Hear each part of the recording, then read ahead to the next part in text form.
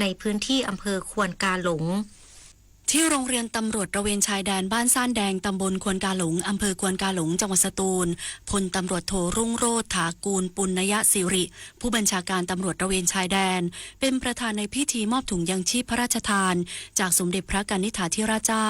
กรมสมเด็จพระเทพรัตนราชสุดาสยามบรมราชกุมารีให้แก่ประชาชนผู้ได้รับผลกระทบจากสถานการณ์อุทกภัยในพื้นที่อำเภอควนกาหลงจำนวน400ชุดเพื่อบรรเทาความเดือดร้อนโอกาสนี้คณะผู้บริหารได้ร่วมลงพื้นที่ติดตามความคืบหน้าการช่วยเหลือและการก่อสร้างบ้านพักให้แก่ครอบครัวของเด็กหญิงกนกนุชชุมช่วยนักเรียนโรงเรียนตำรวจตระเวนชายแดนบ้านซ่านแดงซึ่งเสียชีวิตจากเหตุดินโคลนถล่มทับบ้านพักเมื่อวันที่22พฤศจิกายน2568เพื่อให้การฟื้นฟูและเยียวยาเป็นไปอย่างต่อเนื่องและเหมาะสมอมรรัตน์จันทร์พริมสวทสตูลรายงานคณะเกษตรศาสตร์มหาวิทยาลัยอุบลราชธานีนำนักศึกษาลงแขกเกี่ยวข้าวส่งผลผลิตไปช่วยเหลือผู้ประสบภัยภาคใต้ดร.นรินทร์บุญพรามคณบดีคณะเกษตรศาสตร์มหาวิทยาลัยอุบลราชธานีเปิดเผยว่าคณะเกษตรศาสตร์มหาวิทยาลัยอุบลราชธานีจัดกิจกรรมลงแขกเกี่ยวข้าวตามโครงการมือเรียวรอเกี่ยวรวงระยะที่2ช่วงเก็บเกี่ยวณแปลงนาทดลองคณะเกษตรศาสตร์โดยมีอาจารย์บุคลากรนักศึกษาจำนวนกว่า300คนเข้าร่วมกิจกรรมทั้งนี้คณะเกษตรศาสตร์มหาวิทยาลัยอุบลราชธานีจัดโครงการนี้ต่อเนื่องเป็นประจำทุกปีเพื่อเปิดโอกาสให้นักศึกษาและเยาวชนได้เรียนรู้คุณค่าของเกษตรกรรมและวิถีชาวนาอย่างแท้จริงเรียนรู้การปลูกข้าวทุกขั้นตอนสืบสานประเพณีการลงแขกเกี่ยวข้าวส่งเสริมการพัฒนาที่ยั่งยืนสะท้อนให้เห็นความมีน้ำใจเอื้อเฟื้อเผื่อแผ่ช่วยเหลือซึ่งกันและกันสร้างความรักความสามัคคีในการทำงานร่วมกันสอดคล้องกับอัตลักษณ์นักศึกษามหาวิทยาลัยอุบลราชธานีสร้างสรรค์สามัคคีสำนึกดีต่อสังคมอีกด้วยผลผลิตที่ได้จะนำไปใช้ประโยชน์ในการจัดกิจกรรมของนักศึกษาเช่นค่ายอาสาพัฒนาและส่วนหนึ่งจะส่งผ่านศูนย์ประสานงานอุบลพร้อมมหาวิทยาลัยอุบลราชธานีเพื่อส่งไปช่วยเหลือผู้ประสบอุทกภัยในพื้นที่ภาคใต้กรกฎภูมิสวทอุบลราชธานีรายงานจบข่าวทิติมาอินกลัมอ่านรับฟังข่าวครั้งต่อไปเวลา 11:00 น.ค่ะติดตามข่าวที่นำเสนอไปแล้วได้ที่ www.thainews.prd.go.th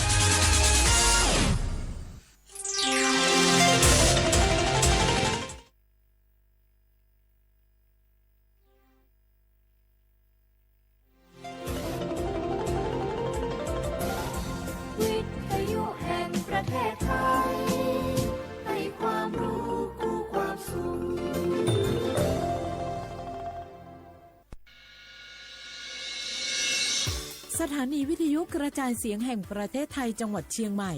AM 1476 กิโลเฮิรตซ์สถานีวิทยุภาคภาษาชาติพันธุ์แห่งเดียวในประเทศไทยที่มีความทันสมัยเชื่อถือได้สร้างอัตลักษณ์กลุ่มชาติพันธุ์สู่สากล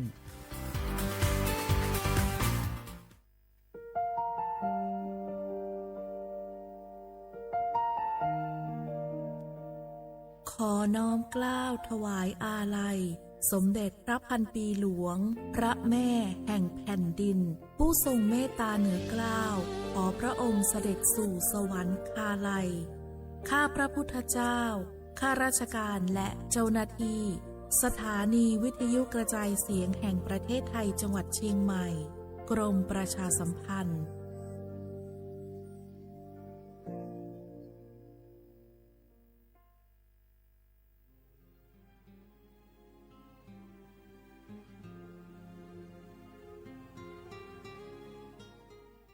This is a moment of profound grief for the Kingdom of Thailand.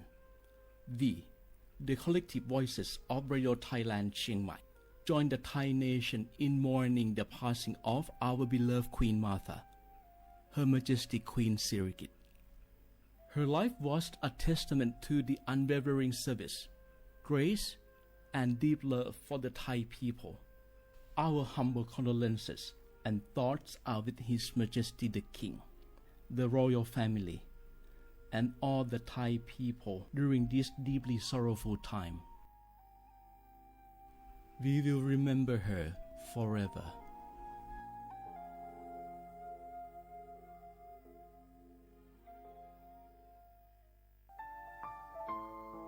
เฮาข้าพี่น้องเจ้าคือไต มีตั้งหมองเจออันเจ้านางหอคำสมเด็จพระนางเจ้าสิริกิติ์พระบรมราชินีนาถพระบรมราชชนนีพันปีหลวงเลยเข้าสวนหมักหักคำนนเพกว่าย้อนสู้เก่าตึงปันเฮาวิเย็นขวัญเงาเจ้าเฮาขาหอดถึงตีสุขติกัดเย็นเสกำเฮาขาพี่น้องก้นคือไต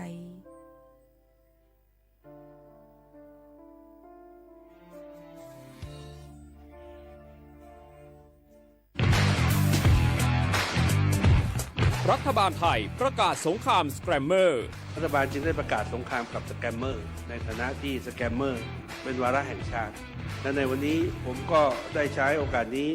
มารายงานความคืบหน้าและเน้นย้ำถึงสิ่งที่เราต้องร่วมกันทำต่อไปรัฐบาลได้จัดตั้งคณะกรรมการอำนวยการป้องกันและปราบปรามอาชญากรรมทางเทคโนโลยีขึ้นมาโดยมีผมเป็นประธานด้วยตนเองเพื่อให้ทุกหน่วยงานทำงานไปในทิศทางเดียวกันเราได้มีการลงนามบันทึกความเข้าใจ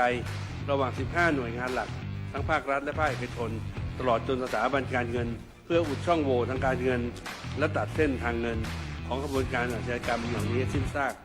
พบเห็นพฤติกรรมเข้าข่ายเป็นมิจฉาชีพแจ้งสายด่วน AOC 1441หรือ www.thaipoliceonline.com รวมพลังคนไทยต้านภัยสแกรมเมอร์นายอนุทินชาญวีรกูลนายกรัฐมนตรี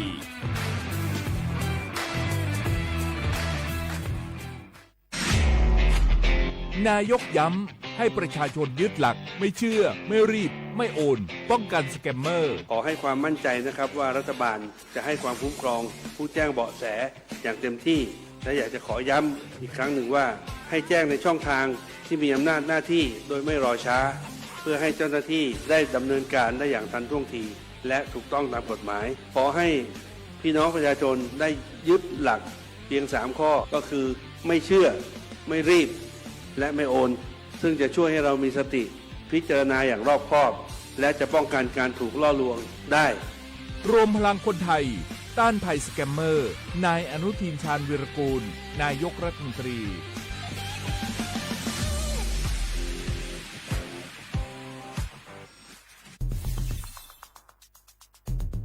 แค่ 3 ปีความเสียหายจากอาชญากรรมไซเบอร์ของคนไทยพุ่งทะลุถึง 94,000 ล้านบาทหรือเฉลี่ยปีละ 30,000 ล้านบาททุก1ชั่วโมงเราเสียเงินกว่า 3.4 ล้านบาทให้กับมิจฉาชีพออนไลน์โจรไม่เห็นใจคนอาชีพไหนอายุเท่าไหร่สถานะทางการเงินแบบใดหมอพ่อค้านักธุรกิจนักเรียนแม่บ้านข้าราชการเกษียณทุกคนตกเป็นเหยื่อได้เสมอและวันหนึ่งอาจเป็นคุณหรือคนที่คุณรักเพราะจุดอ่อนร่วมของเหยื่อคือความเร่งรีบขาดสติหรือแม้แต่บางครั้งก็เกิดความโลภจนเกินไปอย่าปล่อยให้การกดคลิกเดียวลิงก์เดียวทำให้โจรยิ้มกว้างวันนี้ถึงเวลาแล้วที่คนไทยทุกคนจะต้องร่วมมือกันสร้างภูมิคุ้มกันอาชญากรรมไซเบอร์ช่วยกันหยุดก่อนที่ภัยไซเบอร์จะทำให้คนที่คุณรักและตัวคุณเองกลายเป็นเหยื่อ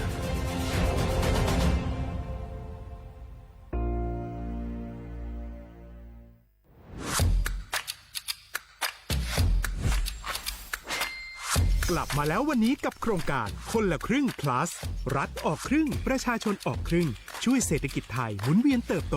ถ้าเราช่วยกัน plus ต่อยอดให้เศรษฐกิจไทยเติบโตอย่างยั่งยืนด้วย5 plus plus ที่ 1 เพิ่มช่วงอายุผู้เข้าร่วมโครงการจาก 18 ปีเป็น16 ปี plus ที่ 2 เพิ่มวงเงินใช้จ่ายจาก150 บาทเป็น200 บาทเพิ่มพลังซื้อของประชาชนเพื่อกระตุ้นการหมุนเวียนในระบบเศรษฐกิจฐานรากลดภาระค่าครองชีพ plus ที่ 3 เพิ่มสิทธิพิเศษด้วยการดูแลผู้ที่อยู่ในระบบภาษีให้ได้รับสิทธิพิเศษมากขึ้นเพื่อสร้างแรงจูงใจให้ทุกคนร่วมอยู่ในระบบอย่างโปร่งใส plus ที่ 4 เพิ่มโอกาสให้นิติบุคคลขนาดเล็กเข้าร่วมได้ให้ธุรกิจเติบโตเป็นกำลังสำคัญของเศรษฐกิจไทย plus ที่ 5 เพิ่มทักษะใหม่เพื่อพัฒนาให้ร้านค้านำความรู้ใหม่ๆมาช่วยเพิ่มยอดขายลดต้นทุน เรียนรู้เติบโตและปรับตัวไปกับเทคโนโลยีใหม่เพื่อสร้างเศรษฐกิจที่แข็งแกร่ง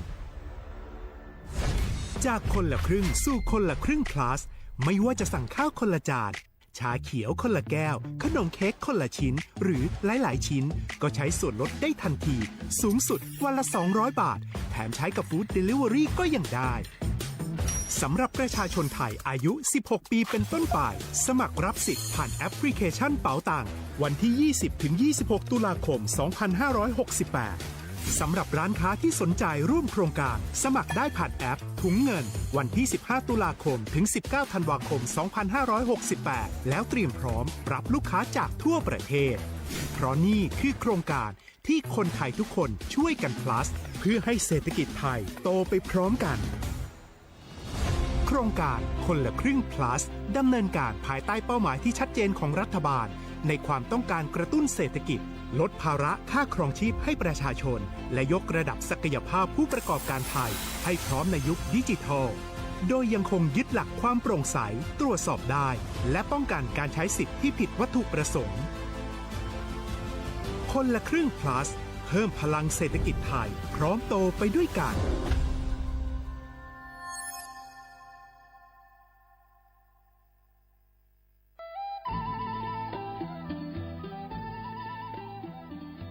จังหวัดลำพูนโดยสำนักงานวัฒนธรรมจังหวัดลำพูนขอเชิญชวนทุกท่านร่วมย้อนวันวานสัมผัสมนต์เสน่ห์ตลาดวัฒนธรรมถนนสายวัฒนธรรมย่านเมืองเก่าข่วงพันปีถนนรถแก้วชวนมาชมชิมช็อปกับสินค้าพื้นเมืองของกินบ้านเฮามากกว่า100ร้านค้าพร้อมชมการแสดงศิลปะวัฒนธรรมล้านนาและกิจกรรมดีๆจากชุมชนท้องถิ่นทุกวันเสาร์และอาทิตย์ตั้งแต่วันที่25 ตุลาคม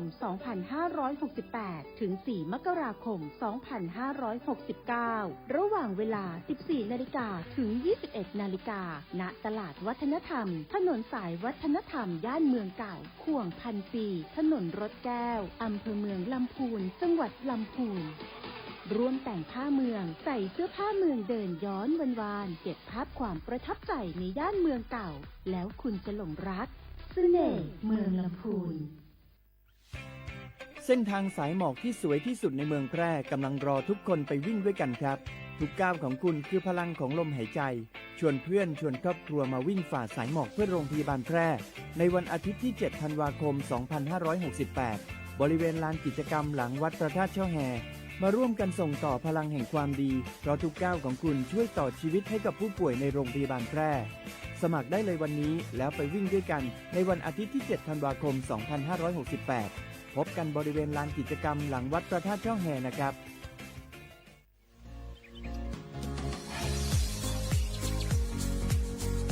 จอมหนังเปิงมติครม.มือวันที่29เดือนธันวาคม12สิงหาคมปากไป67เฮาฮิปเน็ตแกลิดปัญหาสถานะและสัญชาติคนอันอยู่ตั้งเมืองจึงไทยจอมมาตรา17นั่นตอนตาพี่น้องเฮาเขาอันเข้ามาอยู่ตั้งเมืองไทยหึงนั้นและมีไว้เข้าจอมเปิงเฮากว่ายืนย้อนสถานะต่างดาวเขาเมืองถูกแม่นจอมเปิงไล่ตอนตาลูกอ่อนอันเกิดตั้งเมืองจึงไทยมีอู่อำนั้นก็แม่มีไว้ทะเบียนประวัติบุคคลไม่มีสถานะทางทะเบียนอำนั้นไว้10ปีถูกแม่นยาวในจึงเฮากว่ายืนย้อนสัญชาติไทยจอมหนังมาตรา7ทวิไล่พออยู่ตั้งกรุงเทพมหานครกว่ายืนไล่ตีสำนักบริหารการทะเบียนกรมการปกครองพออยู่ตั้งต่างเจตวันในจึงกว่ายืนไล่จอมหนังวัดไว้อันเปิ้นออกปันเฮาคานั่นเข้าย้ำเหตุการณ์จอมหนังหลวงปองจึงต่อพอถึงวันที่29เดือน6 2สิงหาคมปากไป69ค่ะ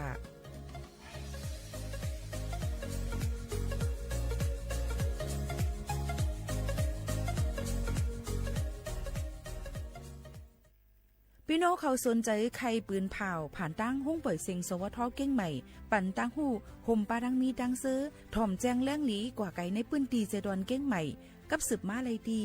สวทเก้งใหม่หมายฝน053-276-068และ0922468579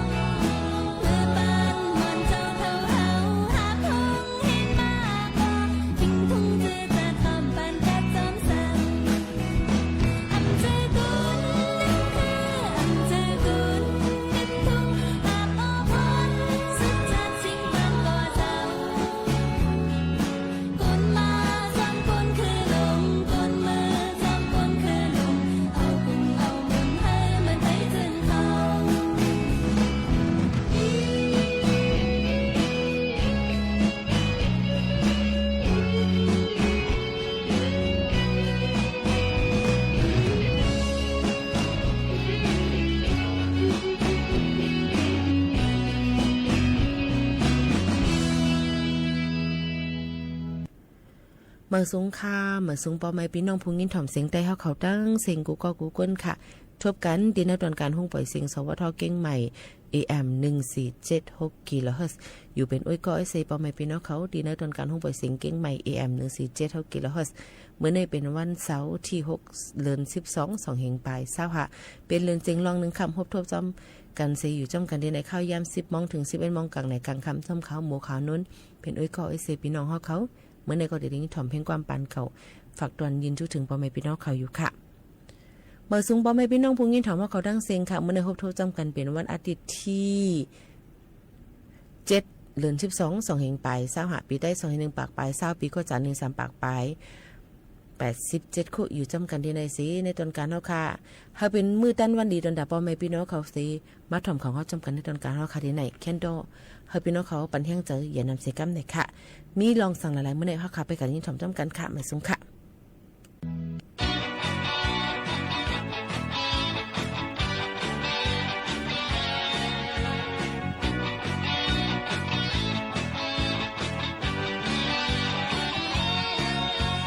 คนใจ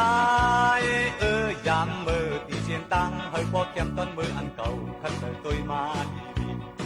มือทีเดียวเปลี่ยนเธอมาในอย่าตีเน็ตเล่ทุกดีมาความจริงกันกว่าห่างลีก็ตีเลยจมตัวมัน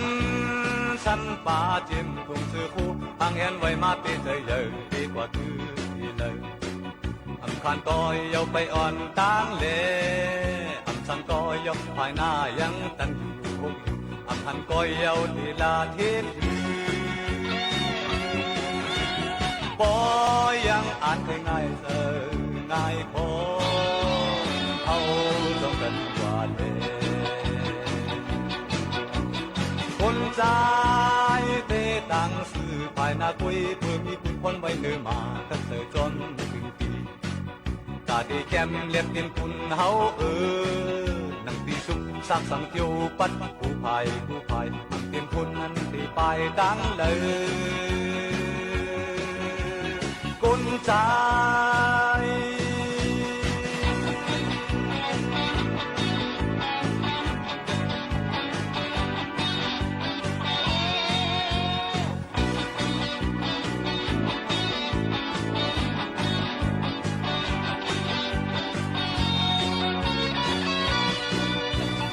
คนใจ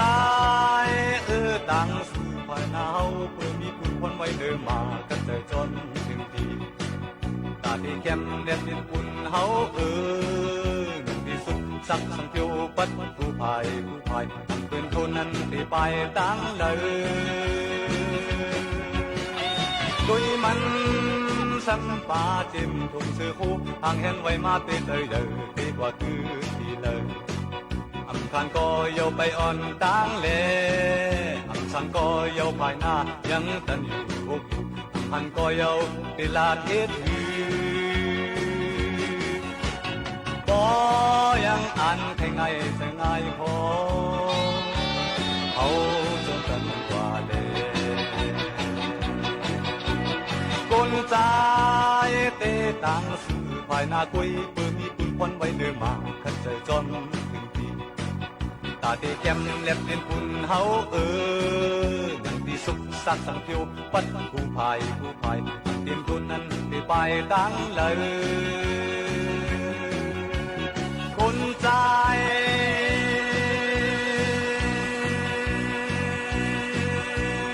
มีน้ำกัดแก้ม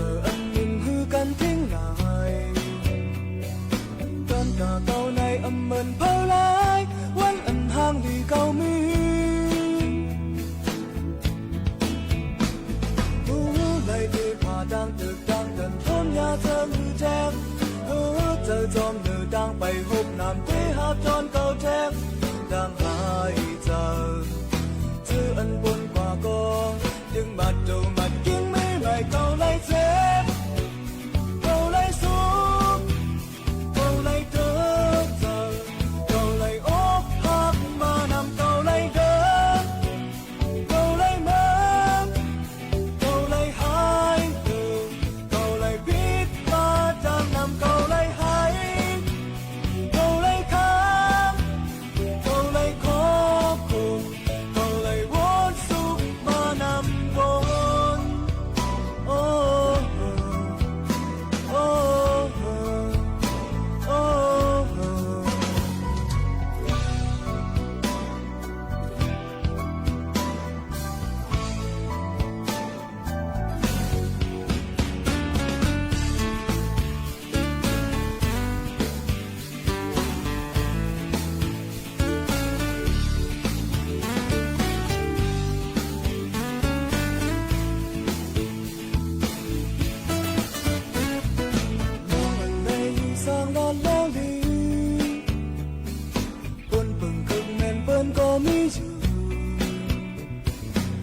ส่วนหันแมนอันกึ่งลีเบ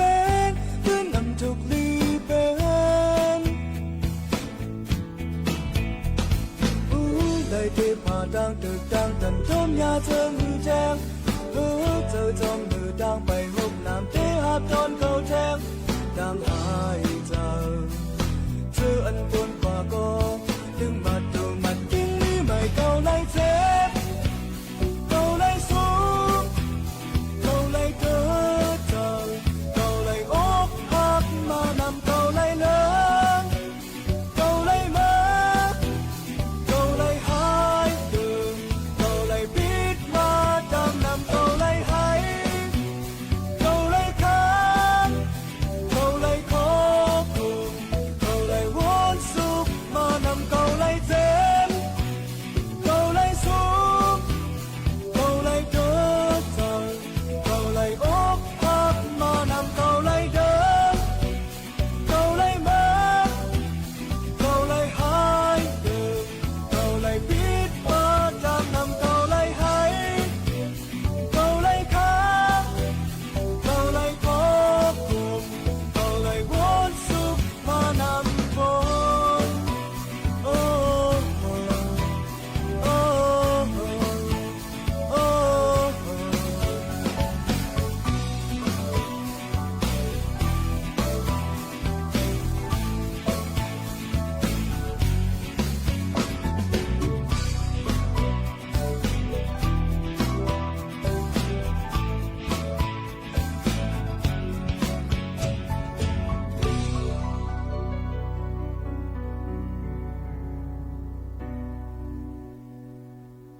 ฐานันพระเปลี่ยนเจ้าก็จะนหัวว่าปรมีโยวิปากโกโหติเปลี่ยนนังจาในถึงตียอดหอติไปเย้ามันเมาง่ายง่ายปรมีห่มคัดห่มสร้างเจมือสั่งเชลกำผาปวงมาถึงมาปานันเปลี่ยนตั้งไว้ฉันราจาก้าพีจวนสองวันมีนางพวกเลยผัดกันยันก้ากว่าบันเข้าเปลี่ยนหมุนสูงพระจังจุจาสั่งทับมายาวจังได้เป็นอันถึงจอมไปเที่ยวอภิตังลงต้องเลยปงเสคือผีคือกวนอำเลยขึ้นหายขึ้นมวนซ้ำสองขาตั้งปีเจ้าดักไข่ลาดปานจานไว้สันตราหลวงเจ้าเอาเปลี่ยนตั้งหลู่จุนจากก้าพวกเลยยันฟังลืมปีเมืองเจ้าหอคำมือสั่งเนอไม่เสียนลำนั้นยาวเข้าเป็นหลายวังกำปาหลายวังกำปาพอไม่ลุกเลยมือภาวนาไว้กะหากินโอจามักไม่มักตวกยังเลยเอาเปลี่ยนจากการนั่งเจ้าถอดปียังเลยยันกันจวนปรมีจากกะหาปากันยาลีสองเปียงในยังงันเอาเปลี่ยนเถียมยังปรมีสุลงปงวางขิงย้ำนั้นยังลู่ปันเหอหมอปุงนาเท่านั้นยาวนายเล่เป็นอังมือนั้นยังมีเมืองหลงหงหางสัตังหลังไก่หูหูโตดวนกวนซ้อนสัตว์ปอตันปกตังอิงทองเมืองเจ้าเข้าสื่อจีตุกตราสายยาเมืองมวลเมืองเปียวหอนอปุกตังยังเปืองทองเสอสวงลองมาปานกาบสิงเสียปานกาบสิงเสียจำจ้องเป้าของคนมวลอ่อนปันเอากุณวันไว้ยังอันเอิมข้างนางหุ่นฟุกสาวัตีลีโนเปียววังฟุงกวางนั้นยานปิกมันนั้นกูมือห่อสองปวงทับน้ำมุนจังว่าอูเมืองไกวสายใจเมืองไกวเลี้ยงเสียงเสียงเสียงกวางกวนปวงกินกินตานเมืองเหนือเมืองจานทานเป็นสตังข่าวนั้นอ่อนกวนสุไหลเต้าพอตานฟุงปวกฟุงเมาจังตักเมืองเจ้าจีตุกตราอันวานในยามนั้นปานคนสิงจีอาเศร้าในโหเสียงคำเปลืองพุงเฮืองนางเปลี่ยนขนเปลี่ยนเจ้าอย่าจากคนเจ้านังอย่าก่อยเปลี่ยนเมืองเมื่อเสือเจือนเปื่อนยังไหลเต้าเข่าเมากาข้าเมาเมือกเฮือสึกเพียวทองเฮือสึกเพียวทองสองเสือจ้าก้าสังกอตัวเขาเปลี่ยนปันเปียวปันมวนก้นตวนกินดูท่านกูมือวันขาเปลี่ยนยังเสตันก้นท่านอ้วนปันไว้ท่านเปลี่ยนเมืองเจ้าสาวสวงก้าเปลี่ยนเมืองเติงเมืองหวังเปื่อนยังเพียวปวงไหลเต้าเข้าเปลี่ยนมาคู่วูต่างปวงจังซึ่งง่ายใครขาด เปลี่ยนการกู้มือฮื้อตัวเฮียงกวนทันอำนาจตัวขวัดมาทองเปลี่ยนนังหลงฟุกสาวัติอากาไม่สีนังหลงมีพยากวนยังอันเอาเปลี่ยนจากก้าเงินคำโคเลี้ยงหวังปั่นกวนยาเจือนมหามายอนจนเกจนเกเตียงขึงปวงจุนหลูจุนทาบป้อมไว้ลาบไว้ยำนางก็ยังอันจ้างเปื่อนปวงเฮ็ดจะรอบสาละหกหลังก้นกามาขายมาถังมาเศร้าเมืองไก่เมืองยาวนั่นตุกทองมาลือโคยาจะรอบจะตู้ตีสาสีนาเวียงสีหลังกลางมันสองหลังจะรอบจะตู้ตีสาเอาเป็นรองตาหน้าจากกะปทานสีชาหันฮือสังวางจำหิมตั้งไว้เนาะนางก็ยังอันสู้ดวงพัฒนาเขาเลยปลุกตาลูกทอดลูกเมียดจีจัดกำพานั้นเสียงฮอดเองตามเมืองเสียงจ่าผีทานั้นขนงเสียงจ่ายังอันตุยมาคงกลางหางหลอยปอดจันหันการนางหลงพุกสาวัตตีเมืองจีตุกตราศรัทธาปังสันสีสู้เตืองย้อนโลกในยามสิกยาก็จะนำมือปังอลวงเตียนอาตุกสีตาเมืองคำยำนันหันลวงมือปวงหมุนตั้งตันกุนจันหลวงตังนี่ปวงสร้างปารมี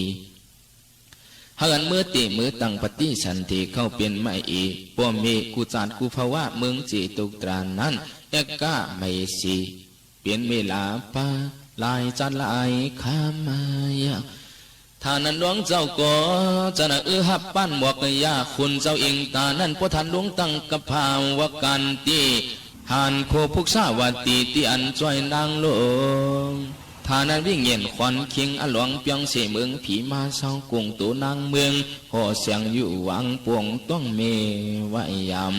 ท่านั้นนางหลวงมีพยาก็หูยาวปฏิสันติมาติมาเศร้าเนอโดข่าวโมยิงนางยังอันหันเสอสังวังกาตังหลวงตุหังขันธายังอันอำจ้าอำไม่อำมีเจ็บไขโยกายังอันกัดเย็นจำสาปังเจือนอำก้นแน่อำขึ้นสว่างนางจึงนำหน้าเย็นไว้มันยังมีพิสังท่านั้นนางก็ยังอันเอาเป็นตาหน้าจากกาเป็นซื้อผ้าคูเด้งเงินคำยังอันโต้มอย่างโต้ยืนศรัทธาเจรนากูเมื่อไรถ้าเอากูวันปานซึ่งจึงฟุ้งนางเปลี่ยนเหงยังอันอ่อนกันเศร้าในหอเสียงหอคำวันยามแก่นยังอันยินปังเสือจืนทางห่างไว้ท่านั้นวันหนึ่งเลยวันหนึ่งคืออันคุณเจ้าสิงจียากยังอันได้หันนางลงพักลาปามันปันสุปันเงินคำห้ำพีไหลเปิดปานลุมลาฐานโปกวนปานสว่างลิสาท่านั้นป้วนถึงมาเก้าเลือนจำสูนางก็ยังอันเจอปวงอู้เย็นเคเลียนนั้นเหมือนห่างตักซ้ำเปียวซาอันที่เจอขอในวะนางก็ยังอันจั่วจึงจริงอย่าหาปากนั้นท่านั้นตั้งกวนเลียนอู้เย็นส่วนโคมอกยาปันป่าอันตีนโซนท่านั้นจะนวันกันดวงยันเนหัวเนนั้นเนวังนางลายเปลี่ยนฝงเปลี่ยนเจออ่อนกันฝาเฟือท่านโปเตียกนั้นอ่อนโยงไว้ยาวจางดาวันกันเมื่อถึงจะลบสาละตันกลางนางก็ยังอันเนื้อตัวหนึ่งมาตะขมวยฟ้านันยาส่วนปฏิสันทีจังดังเวขึ้นจะลบจึงปันหวับกว่าปันปฏิสันทีนั้นกีทวนพดทานยำเจตุกผักยันมาเนื้อวางสาลานาเนื้อยาเมื่อหลวงเจ้าพระเกิดหันหน้าทานั้นอันเป็นจังจึนเมโตยังอันออกมาเกิดลุกนั้นเลอันวางกวนลายเกิดมายังอันเป็นตั้งจ้างผึกขนขาวสู้ปูเงาถูเปลี่ยนเปียววังเวียงเขียงย้ำนานยังอันไปเข้าเนื้อเถื่อนกว่ามือไก่เป็นลูกไว้ยามจ้างผึกนั้นเกิดมาตั้งอันบังซาล้วนเขาเป็นเขียงเดียวเปลี่ยนเปียววังเปลี่ยนตั้งตะคนโนโจพีปันคำเลียงเสียงเหล่าอันล้วนเขาเป็นเงินคือสายจ้างฝึกมังกลาท่านั้นเปลี่ยนตั้งตัวเย็นตัวเงียตัวมีปลายเปียดยาวแก่นแล้วเขาเปลี่ยนสันดานสากดานร้องเมียดสัมภาคือกุมจอมมาไว้ ท่านั้นจะนวันกันอุ้มหอบหลวงเจ้าเอาเข้าหอสวงท่านเป็นเขาขวางท่านดุมเรียบหนึ่งรูป้าวนหน้าตัวท่านข่าวเสาท่านั้นขุนเจ้าเสียงกิยามังตราจังได้ห่วงเอาจื้อเข้าหมอลงเปียดป้ามังกลาต่างจื้อปันเสียงมังซาหนออกเจ้าญาติไว้ยามท่านั้นจื้อเข้าหมอลงเปียดป้านั่นก็จังมาตัวจอมก็บันกว่าเกิดจะรอบก้นก้านนั้นจังว่าเฮาจื้อเวยชันตรามังซาเศร้านันนาสนันลามอย่างเงาเสือวิจยันตาจ้างเผือกนั่นก็ยังอันกึ่งก้างหันยังเหมือจืนโปตานกวายอายมาเห็นซาสีขบห้าขบนั่นข่าวว่างาเลียงชุงหุงไว้แก่นและเข้าเป็นพ่อภาคหลวงเจ้าเวสันรายาสิงยาจาเข้าเป็นคนเผือกเสือสองท่านเป็นอันหวังมับมีบตัวกว่าคู่คนท่านพงข่าวเหมือนจังวันละท่านั้นเจ้าหลวงก็นางเขาลุมลาวันกาสวมปันลมวันเสนอสวงสานไม่เพคำวันยามอื่นวันหนุ่มฟ้องข่าวสาวเล่มากาปั่นหัวไว้ยามวันหนึ่งเลยวันหนึ่งเครื่องอันอ่ำต้นเปลี่ยนดาวเปลี่ยนกูอันว่าหูไข่วัดไอของเคยังอันลดอีกูเลื่อนดาวโปทานสีชาปีหนึ่งและปีหนึ่งเป็นอันหันยังมือมูเจ้ามันอู้ตัวยาสีไข่ปั่นปวดเมาลุดข่าวว่าเหมือนยังกุยฟงไว้เนาะท่านั้นหันยาใส่มากูมือเฮือยังสามขาบยาโปตันหมูจานวงเอิงน้ำวัดตัดรูป้าวนนาจวมนิดเก่งปีท่านั้นอาสากถึงมา11-12ยังอันปวงย้อนลาพีเขินจากกะพีจวนกาเป็นคนผ่านคนย้อนยังอันอูอีชาปาโวยตั้งนี้ลวงญาตินวลในโคเมื่อลงเรียนลงเดเนื้อหอเนื้อวังยังอันเฮ็ดก็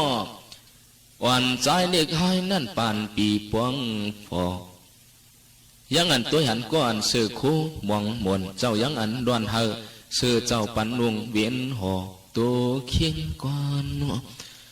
เจริญเมตตากรุณาอัปปามิงยายังอันอิลูสัตดาวาก้อนผ่านยับยาจกาตีนันตัวหยอกยินเปลี่ยนอิลูถ้าเจียมเมือนเจ้าร้องเวสันราเกิดมานั้นท่านั้นสุลาสปกาเมืองห้องเมืองจันยังอันเพียวมาวางปันเงินคำถูกนำจิ่งเสียงอูมาวางมาสากโพธานปุ่มตราแม่ป้าตะลากไว้ยาวโพธานผลเงินผลคำวันยามเจ้าทวงท่านป้ามองอำไว้นายอันไหนเมียวซื้อโคท่านตัวดูโพธานปุ่มตราท่านั้นถึงเมื่ออาสากหลวงเจ้าเหยียบเข้า16ตกสู่ลาอูป้อเจ้าจังตักเจ้าเอาชันดามันมือยวนลูกเจ้าเมืองเขามันดริดยาจาเปลี่ยนจ้อยเสียงนางวานเขาจือนางจ้อยมาตีแกนและเขาเบนเงินคือนางเอามาส่องมังกลาตั้งอันเวยสันตราห่มก็ห่มกู้สว่างเดชาอิงห่มข้างกันเขาเป็นลูกเจ้าขุนองหอคำเมืองเขามันดริดย้อนมาตั้งอันมังสาเวยสันตราอยู่ป้องกันโฮมควบโฮมกูไว้ยามท่านั้นขุนนางปวงกันยังอันเศร้าในหอคำวันยามปวงเฮ็ดจากกาพีจวนย้อนเป็นมวลทรงคำพระทานพวกกูวันปานเอากูเข่งคายังอันเอาเป็นตาหน้าจากกาสืบผาโคเลี้ยงเงินคำอุกจ่าสามขาอุตุเมาหูเข่งเฮียงเข่งเฮเมาเลือกมือปานปันกว่าเอากูวันปวงทับตังด้านไว้เนาะยังอันอ่ำมดอ่ำเฮียงสังทาเป็นไอ้กู้โสหลวงเจ้าเวสันตรานั้นผ่านเฮวันขาบวังทับตันมูลนางมาติตั้งอันหลวงเจ้าเวสันตราปวงกันถึงปานยังอันมีมาหลังสานนอใจคนห่างเลียมไว้ยามจังว่าเฮาเจอลูกไอจาลีเสาในหอเสียงดันอูทานเปลี่ยนข่าวสาวสูปูนวลนูก็บันลองตั้งมนตานาศีลาภาวนายันกันสามนีปีขาทานนั้นสมันมีเทียงก้อนหนึ่งเครื่องเปลี่ยนผู้หญิงอ่อนเสือจื้อกะเลียนนั้นทวนห่างสีชาสว่างหอลาวายยังอันเปลี่ยนตั้งปีน้องสองก็เข้าเป็นจาริกันนาเขาเป็นลูกเจ้าเวสันตรานั้นพดทานข่าวว่าเปลี่ยนกูตั้งสอง มังพวกเจ้าหลวงยังอันห่างเครื่องจ้างฝึกงาเลียงเหมือนเสียงเกตั้งอันสองจับเนื้อปวงเสียงก้อนงาเตียงเครื่องปวงเลียนตัวมานเมืองเจ้าไว้ยำเจ้าเวสันตราก็ก้อยกาปวงมุนตังตานยีวันหูเสียนเงินคำพี่หำไหลเมียวคูเลียงปวยังเปื่อนมาท่องปวงยืนเมียงกว่าจังว่าจวนเจ้าหลวงเวสันตราเกิดมาในท่านันมันเมืองตึงหยวกัดเย็นจำสาอุกจากท่านดึงมักจีกุตีลายถาเปลี่ยนกามคุณเจ้าหลวงพระยาถึงมาข้าวันกะทรงนายงเดินห้องเดินเจ็ดท่านันจ้างฝึกปุกงงเย้าห้องหุดตึงเปลี่ยนท่านเนื้อมันเมืองคุณท่านั้นท่านเปลี่ยนฝนหลงครุมตกมากูนั่นเห็ดให้เห็ดนาหังเผหังมันท่านปวเตียกนั้นโอนswมถูswมเข้าก้นท่านปวเตียกโอนไว้ยาวหูยาวเตียนนายไว้ไว้เปลี่ยนขอนน้ำมันดินตูปัวยังอันเจียวหลีเจียวทาพันนาเยต่างไรเป็นสาวโจโปกินโปขายกวนไหลสุงตื้อส่งเสือต่างเฮือต่างกวางทานโปกำยาหนวนมวนเปียวท่านเปลี่ยนเงินคำนำเรื่องแล้วเอิงเมืองเจ้าจีตุกตราเพิ่มจ่าป่าคังไม่อันว่าเปลี่ยนดาวเปลี่ยนไข่โยกะอันนั้นรถเชงกวนก็ไหลหลอกเอาคุณเอาวันเปลี่ยนย่างสีตานไว้นะตังกะอุตุทรงเกียงตวงขิงตวงขายาสีอุตุขิงฝนหูฝนขิงเฮียงหูเฮียงเจ้าล้องกอดทับเพียงกู้โซเปียงกะอัลโลย้อนเปลี่ยนสมสัมปุกท่าเจ้าตาสังปัวหือสับเปาโลจังว่าเปลี่ยนเลยหมุนกามเจ้าหลวงยังอันสู้ต้องมองเปลี่ยนหมุนสูงพระจังหมันเมืองตึงกาเพิ่มขังขี่ขังผันสังคาเปลี่ยนมาเมืองเงินเมืองคำตกยำโลหวังปวงกูขิงกูเมื่อก้นทานปวดเตียกคือหึงไว้ยำไว้ก่อยเปลี่ยนปวนหนุ่มเมนหนุ่มเมาสาวหังเครื่องหังโคโจกันเปลี่ยนฟงเปลี่ยนเจอมือมาตามุนตาฟวงปวงขายเสโทกาตั้งหลวงปวดทานเปียยาว่าอยากเจตุกตราเมืองเจ้าเข้ามักเงินเดืองจำเปลืองกินนุ่ง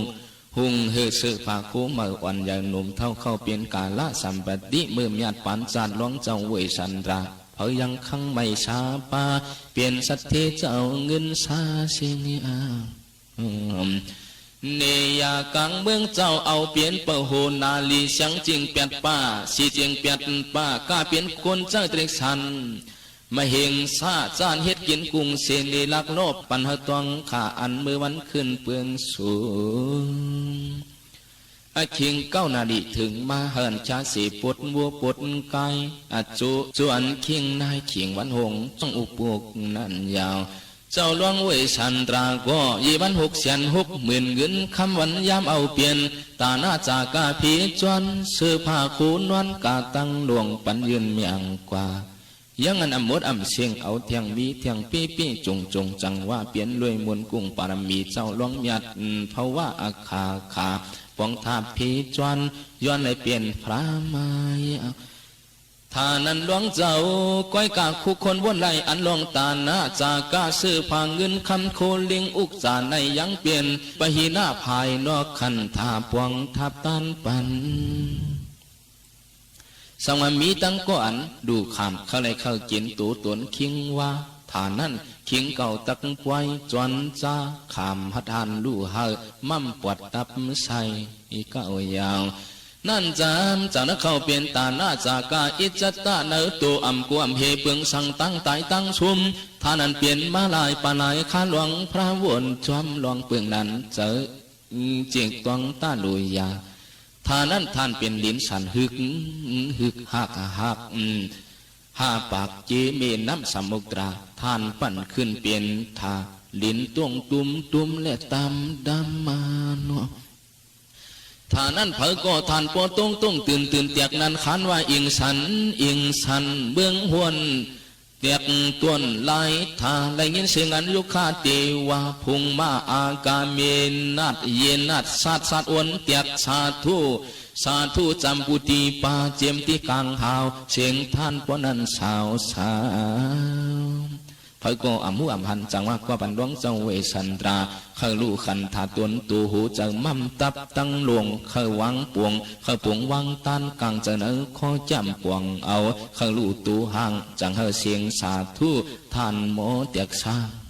างไว้ยามเฮาค่ะมายินถ่อมด้วยเยื่องอันแลโจปันในค่ะลองปืนหูป้ายหันมาฝากดวนสู่ถึงพี่น้องเขาในวันเมื่อในค่ะเยื่องอันแลโจปันอันว่าในก่อก้นเฮากูก็เดเลยหันไว้น้ำนักลองใหญ่เลอเสียต่างลองต่างปึงอยู่ค่ะก้นก็อันไว้น้ำนักตั้งเยื่องอันเจ้าเก่านั่นในเพราะว่าจูจัดปานในก็เดเลยหันลองคืนใหญ่มนเสื้อในตอนแต่เพราะว่าจัดหน้าปานลื่นก็เดเลยหันลองคืนใหญ่มนเสื้ออยู่ค่ะก้นก็อันไว้น้ำนักตั้งเยื่องอันเจ้าเก่านั่นเนื้อเพราะว่าในก็มีตั้งขึ้นอย่างมนเซอร์ตอนแต่เพราะว่าจัดนาก็มีตั้งขึ้นอย่างมนเซอร์ค่ะก็เปิดหนังในแลตั้งพิษอันจางอ่อนเฮาขึ้นอย่างมนเซอร์เจ้านั่นมีไว้อยู่ซองเปิงเย้าค่ะอันที่1ยาผินยาม่ายาล้ำคาคู่เหล่าเจ้าไหนค่ะก้นก็อันมืดมักยาแลเหล่า2เปิงในเยื่องอันเจ้าเก่าก็เตลูกเพราะว่าเจ้าเก่าก็เตแล้วกอบในแลจังมีปัญหาขอถามว่า1ย้อนสั่งแลเลยจับยินยา2ย้อนสั่งแลเลยจับยินเหล่าไหนอยู่ค่ะคนเมืองใต้เมืองลอยเฮาห้ามนำอ่อนกันกินยาม่ายาผินยาล้ำคาคู่เหล่ากำพองซ้ำหวานนำหือเข้าว่าในเสแลจับยินยายินเหล่ากินยากินเหล่ากว่าห้ามนำค่ะย้อนนั่นแลขอตอบปัญหามันว่า1ป้อเป็นป้อยเป็นล้ำมาใกล้อ่อนกันหาซื้อยาเสอ่อนกันสู่อ่อนกันกินอันไหนป้อหึงมาไก่เลยจับยินมันกว่าเปิงนึงค่ะอันที่2คันตานอนเสซ้ำมีการต่างลองต่างเปิงตาเตเฮ็ดและซ้ำรวมแดมหาซื้อยามาเสสัวกินหวานในก็หึงมาใกล้เลยจับยินมันกว่าเปิงนึงค่ะอันที่3พี่น้องใต้เฮากำพองซ้ำว่าเป็นยาใกล้เหตุการณ์หมอเหอะเจียวเยี่ยวตัวเสอ่อนกันสู่อ่อนกันกินในก็หึงมาใกล้เลยจับยินมันก็กว่าทางเปิงนึงเหมือนกันค่ะข้อที่4จ้อมกันตั้งอ้วยก็เสอ่อนกันแลสู่ยากินเหล้าเมายาในค่ะในก็หึงมาก็จังเลยจับยินมันกว่าทางเปิ้งนึงข้อที่5เกี่ยวล้นป้นเลือน่ะอาลากินอ่ำลึกเมียวมันกินป้ายาม่ายาฝิ่นยาลำยาขาวค่ะคู่ในก็หึงมาก็จังเลยจับยินมันกว่าทางเปิ้งนึงค่ะคนเฮากำน้ำก็เปือว่าหาเปิ้งหาเมียวปานเนออันเฮาคาลัดมาเจ้านั่นแก่เลยอ่อนกันจับยินยาม่ายาฝิ่นยาลำค่ะคู่เจ้าในจากกว่าเสใกล้เป็นขี้ยาหาเลี้ยงต้องห้ามนำอยู่ยาในสังวาไลมักมันเย้าป้อไหนตอนตาติดตึดเฮาลืมแปดมันในหยับหนากอบในแหละเจอสู่เขาเฮาหาก็อย่าไปอ่อนกันสมมืดมันลาค่ะ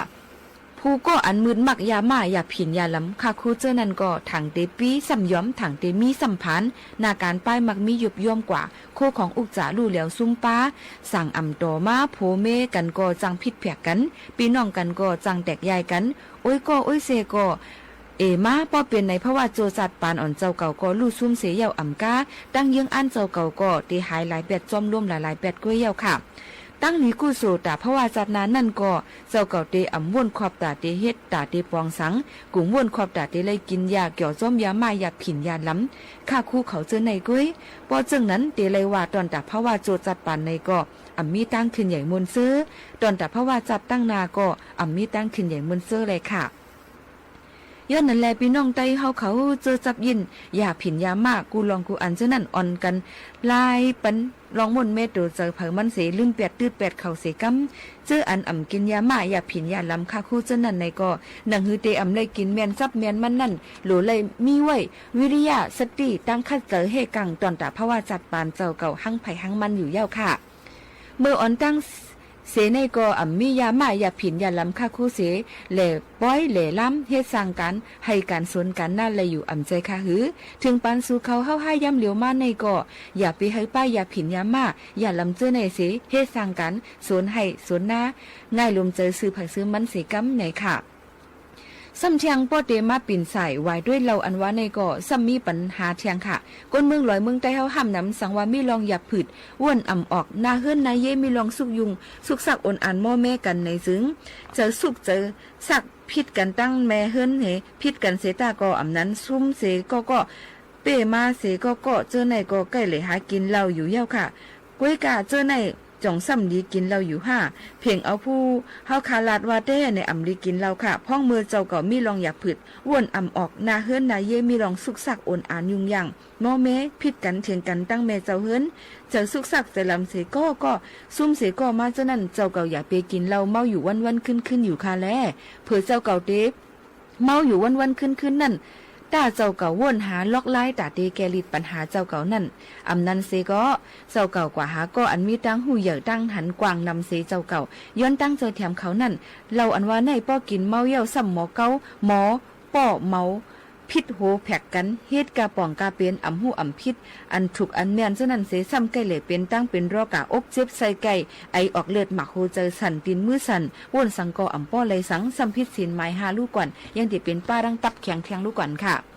พระเป็นเจ้าเขาห้อไว้ว่าผู้ก่ออันพิษศีลหมายหานั่นเตเลยคำตกถึงอะไรสิแต่ได้เป็นก้นมากขึ้นนั่นก็อำหันตั้งมันเลยง่ายๆค่ะสังว่าเป็นก้นมากก็จังแหละเป็นก้นอำลักลีก้นเงือก้นหย่องก้นมาก้นซุบหมินไอตัวไอคิงหมินก้นเขียวอำเพ่งเป้งกันเสื้อในอยู่ค่ะผู้ก่ออันมักเรากินเราอยู่นั่นแต่เพราะว่าโจจัดปานในก็เลยขำรอกานิจจักติ๊กเงี้ยนแต่เพราะว่าจัดหน้าปานลื่นก็เตเลยคำ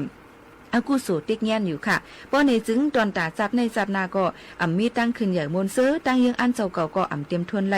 กอบนั้นเจอสูเฮาหาพี่น้องตั้งมดตั้งเสียงหนังหือตั้งยังอันเผามันป้อเตรียมทวนไหลเสมีลองหางหลีกึกปื้นซื้อเผาซื้อมันนั่นในก็โลออนกันเวเป็ดลองยาเมากำลองเราเจอในสังเจ้าเก่าเวเป็ดลองยาเมากำลองเราในเย่าในจึงเจ้าเก่าซ้ำมียังอันสังก็เจ้าเก่าคัดใจให้สร้างกว่าตอนตาโจจัดปานเจ้าเก่าเตขึ้นใหญ่มนเสื้อนั่นก้อยกาเจ้าเก่าอย่าไปลืมเหตุการณ์ตั้งนี้กู้โสจัดในแลอีกจัดหน้าสังเจ้าเก่าเหตุการณ์ตั้งนี้กู้โสนำเส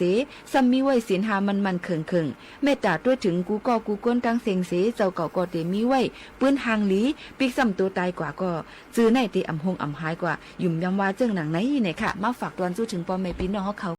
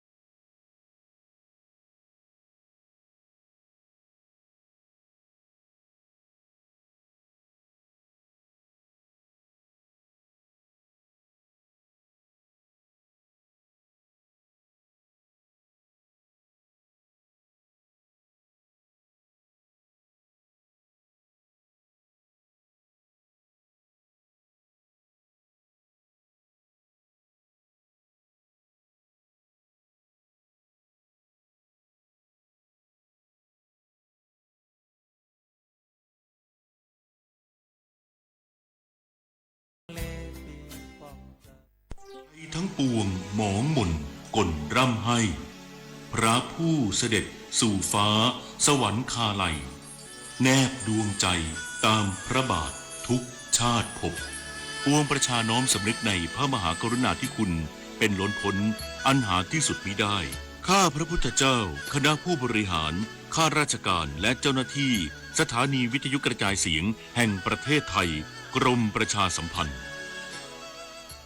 มูลนิธิอาสาเพื่อนพึ่งพายามยากสภากาชาติไทยจัดพิธีเจริญพระพุทธมนต์เนื่องในวันคล้ายวันประสูติสมเด็จพระเจ้าลูกเธอเจ้าฟ้าพัชรกิติยาภา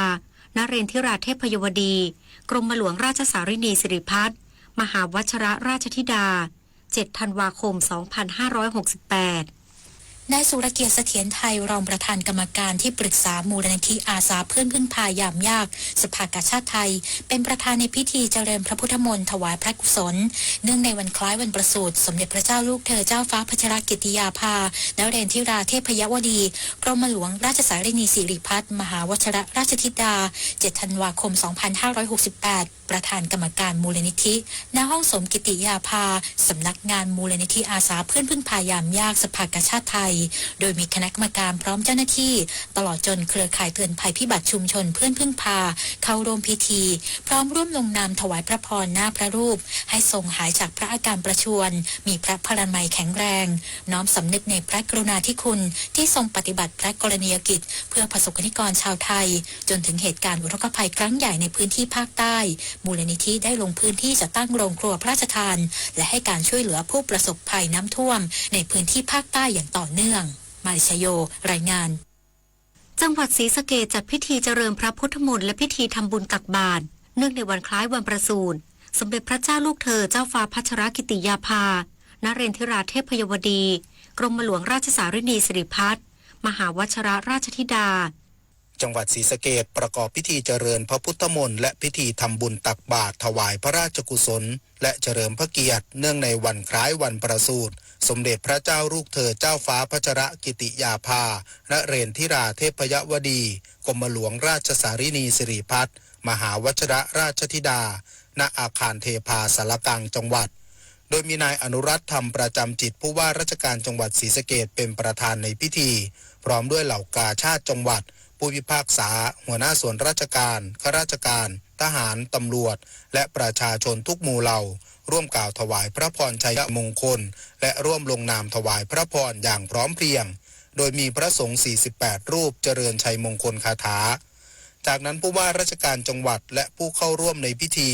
ได้ถวายภัตตาหารแด่พระสงฆ์และทำบุญตักบาตรข้าวสารอาหารแห้งถวายเป็นพระราชกุศลเพื่อแสดงความจงรักภักดีและสำนึกในพระมหากรุณาธิคุณอย่างหาที่สุดมิได้วีรชัยศิริกาสบทศรีสะเกษรายงานกองทุนเงินให้กู้ยืมเพื่อการศึกษาออกมาตรการช่วยเหลือผู้กู้ยืมที่ได้รับผลกระทบอุทกภัยภาคใต้สามารถผ่อนผันชำระหนี้สูงสุด2ปีโดยไม่คิดดอกเบี้ยและเปิดให้ลงทะเบียนผ่านเว็บไซต์นางสาวอัยรินพันฤทธิ์รองโฆษกประจำสำนักนายกรัฐมนตรีเปิดเผยว่าจากสถานการณ์อุทกภัยในพื้นที่ภาคใต้ส่งผลให้ประชาชนได้รับความเดือดร้อนและทรัพย์สินได้รับความเสียหายซึ่งในพื้นที่ดังกล่าวมีผู้กู้ยืมที่อยู่ระหว่างการชำระหนี้จำนวนประมาณ 500,000 รายกองทุนเงินให้กู้ยืมเพื่อการศึกษาหรือกยศมีแนวทางให้ความช่วยเหลือกรณีเป็นผู้กู้ยืมที่ไม่ผิดนัดชำระหนี้ตามสัญญากู้ยืมเงิน15ปีขอผ่อนผันการชำระหนี้สูงสุด2ปีสามารถผ่อนผันได้ครั้งละไม่เกิน1ปีโดยระหว่างช่วงเวลาที่ได้รับการผ่อนผันผู้กู้ยืมไม่ต้องชำระหนี้เงินต้นและดอกเบี้ยและจะไม่มีการคิดค่าปรับหรือค่าธรรมเนียมกรณีผิดนัดชำระหนี้ที่เกิดขึ้นในระหว่างเวลาที่ได้รับการผ่อนผันโดยสามารถลงทะเบียนแจ้งความประสงค์ขอผ่อนผันได้ที่เว็บไซต์กยศพร้อมทั้งยื่นแบบฟอร์มขอผ่อนผันตามหลักเกณฑ์และเงื่อนไขที่กยศกำหนดกรณีเป็นผู้กู้ยืมที่ผิดนัดชำระหนี้ตามสัญญากู้ยืมเงินสัญญาปรับโครงสร้างหนี้หรือตามคำพิพากษาหากประสงค์จะขอผ่อนผันการชำระหนี้ขอให้ลงทะเบียนแจ้งความประสงค์ได้ที่เว็บไซต์กยศตั้งแต่บัดนี้ถึงวันที่31พฤษภาคม2569เพื่อกยศจะหามาตรการช่วยเหลือต่อไปผลิตนาถขวัญแสนสุขรายงานจบข่าวทิติมาอินกล่ำอ่านรับฟังข่าวครั้งต่อไปเวลา 12 นาฬิกาค่ะติดตามข่าวที่นำเสนอไปแล้วได้ที่ www.thainews.prd.go.th